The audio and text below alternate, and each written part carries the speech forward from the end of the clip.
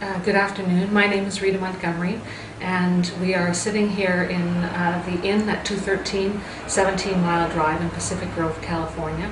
And I have the pleasure of having an interview with Dr. Hew Lin, and present with me also is Rick Moss, Dr. Rick Moss, and Marvin Greeno.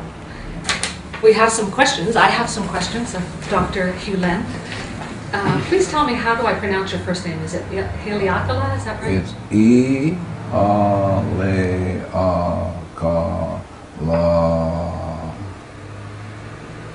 E-A-L-E-A-K-A-L-A. Thank you. Yeah. I'm wanting to speak with you especially about some of the ideas that you bring up in the book Zero Limits, written about you by Joe Vitale. And perhaps you could start out by explaining a little bit about this idea of 100% responsibility for oneself, and an entirely different idea of what the self is according to the system that you speak about. Well, I think Shakespeare said it better than I.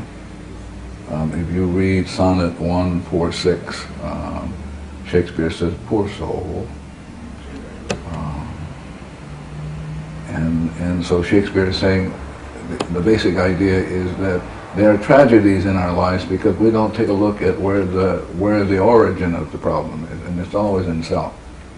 So the tragedy being in life is that we're clueless and we repeat the same thing over and over and over again. And so when I work at for example, when I worked at Hawaii State Hospital, working with people killed, raped, and murdered people, I had to ask the question, what is going on in me that I'm experiencing this? I'm experiencing a patient being violent, I'm experiencing staff going crazy, that sort of stuff. And so having to take 100% responsibility for that. What's going on in me that I'm creating this experience? And so I just do this cleaning, and the cleaning, the oponopono, is about going into the self, and specifically into the subconscious, and where the data is. And since everything is run by information, so the information in my subconscious is dictating to me what I'm seeing, what I'm experiencing. It's like in Shakespeare's Tempest, where Miranda says, "Oh, woe is me to see what I see." So Miranda has this insight that she's only seeing with data. And so it is with me, and so it is with all of you. And so I just work on the data in me that I experience as, quotes, the other person.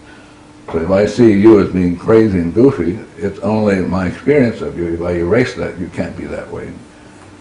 Not possible. And so that's what I mean to be 100% responsible. Being 100% responsible is taking responsibility for what is going on in you that you experience of whatever. Could I ask you to clarify just a little point? You said, what is it in me that is experiencing this? Yeah. Could you clarify what you mean by experiencing? Do you mean perception? No, I don't even mean that. I'm not, perception is really a end product or consequence of data playing in the subconscious. So again, coming back to Miranda is saying, I only can see what I see because the data is seeing what I see. So Miranda is really speaking what Shakespeare said, the mind is just a stage, and the data runs around on the stage, and the data is really what is going on. And so if the data is such that I'm experiencing suffering, or I'm experiencing people being goofy, then I have to be responsible for that. What's going on in me, and it's simply data playing, and more specifically memories replaying in the subconscious. And those can be erased. Mm-hmm. I think that is probably the most profound thing about this oponopono, is that you could erase data. Could you give us an example of what it feels like or looks like for data to be erased, or is that not something that can be done in this kind of setting? I'm not sure what you're asking. Could you give us an example of cleaning? I mean, how do we erase the data within our own minds? Well, Is that something that could be Yeah, discussed? of course. You can teach it. Trees can do it. Cars can do it. Anybody can do it. But the idea is the most fundamental question one needs to know is the question, who am I? And most people have no idea about who they are and therefore are not allow the data in them to speak for them, as opposed to choosing to not have the data by erasing it. And so it's coming back to great sages like Jesus. Jesus said, love your enemies, and your only enemy is the memory plane that you experience as a judgment, anger, resentment, hate, annoyance. And so the oponopono is about falling in love with the data and saying to the anger, I love it, saying to the memory that replays the anger, I love you, thank you for showing up, and giving you one more chance to free you. And so the oponopono is just simply saying, I love you, thank you.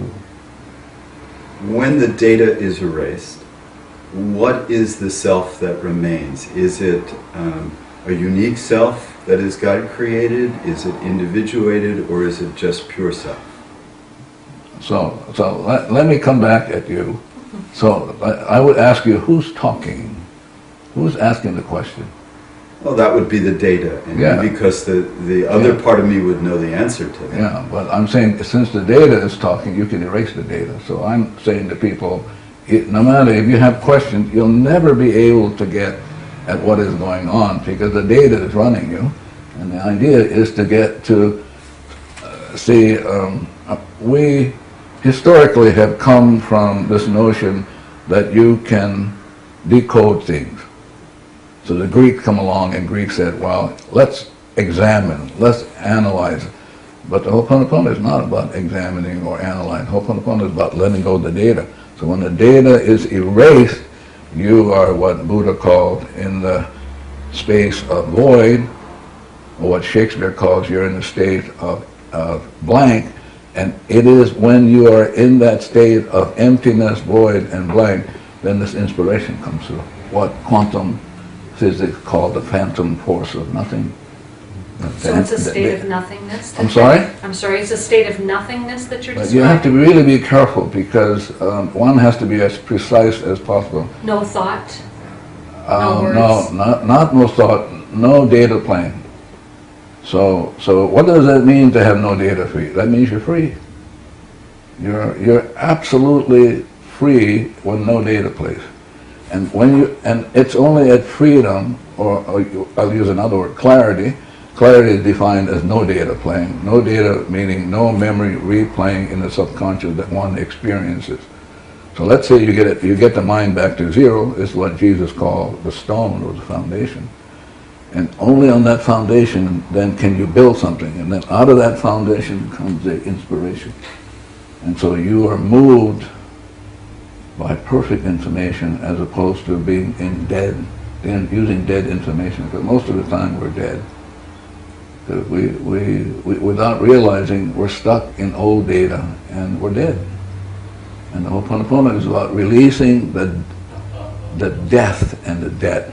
So we basically have a mortgage on our souls, and we don't even know that. And we because we're not conscious of it or not even aware of it, we're stuck in it, and we're just going to suffer. And it doesn't have to be so. But you can erase the data back to zero, and at zero, out of nothing comes this phantom force of inspiration. New data, brand new.